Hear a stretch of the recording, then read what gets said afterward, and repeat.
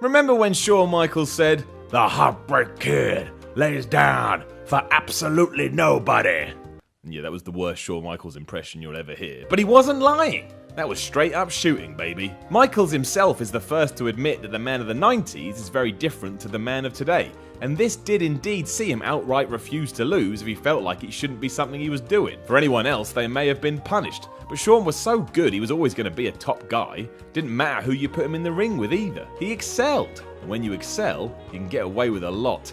I'm Simon from What Culture, and this is 7 wrestlers Shawn Michaels refused to lose against. Number 7, Dean Douglas. Shawn Michaels loves to forfeit a title rather than lose it. Smart in a way, the belt can transition without HBK ever having to have his shoulders pinned.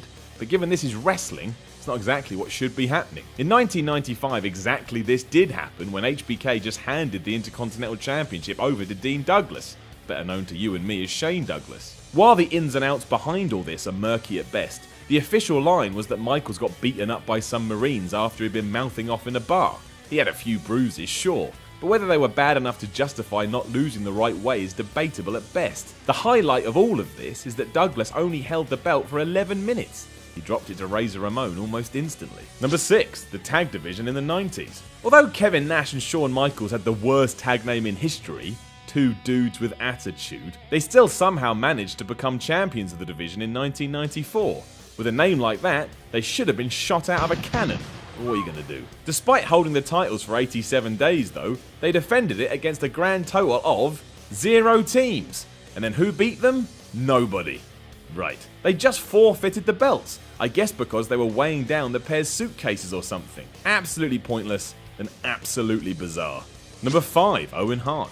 After the Montreal Screwjob went down, Owen Hart had a problem. While most of the Hart clan had left due to the incident, Owen couldn't because he was stuck in a contract he couldn't get out of.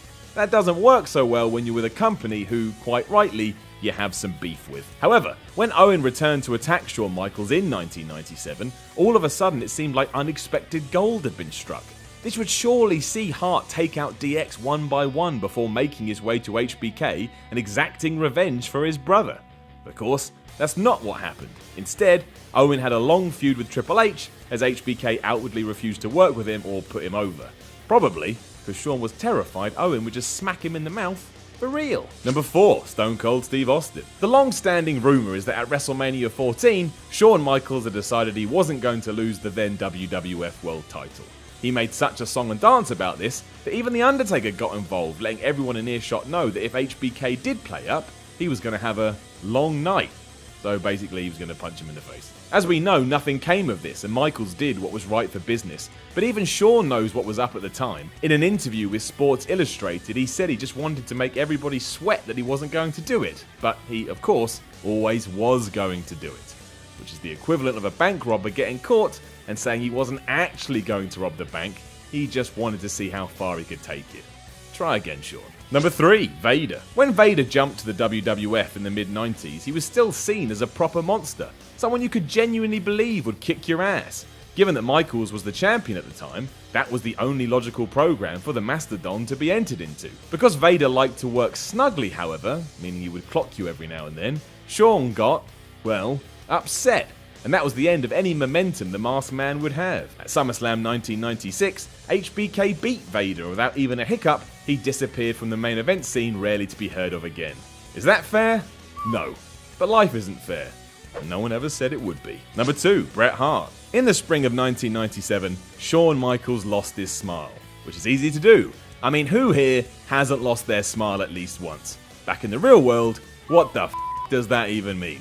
The real story, or at least the one that many people get behind, is that Bret Hart agreed to drop the WWF title to Shawn at WrestleMania 12 on the premise that he would get it back a year later. So a business agreement basically. As WrestleMania 13 was approaching, however, Hart and Michaels were bitter rivals outside of the ring, and because of this, HBK decided he would renege on their deal by conjuring up a knee injury that meant he had to vacate the title instead. No one in their right mind could compete with that kind of problem and a lost smile, and ultimately Shawn didn't have to lose to Bret, which is handy. Number 1, the British Bulldog. When WWE rolled into Birmingham for the one night only pay-per-view, it was headlined by the British Bulldog versus Shawn Michaels. The reason it was headlined by this match was because Bulldog, the hometown hero, was coming to win the newly created European Championship. It was such an important night, and Davey Boy Smith was so sure he would win, because he was told he was going to win, he even dedicated it all to his sister Tracy, who had cancer at the time. And then Michaels won, as the Bulldog's family looked on, including his sick sibling. Murmurs state that Shawn had used his backstage stroke to change things up, even with everything around it, and to be frank, it was all just horrible. The Montreal Screwjob happened 2 months later, and that was that.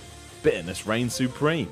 Know of any other wrestlers Shawn Michaels refused to lose against? Let us know in the comments below, and don't forget to like, share, and subscribe. You can even come find me on Twitter at SimonMiller316. I'm Simon from What Culture, and Shawn Michaels has never beaten me.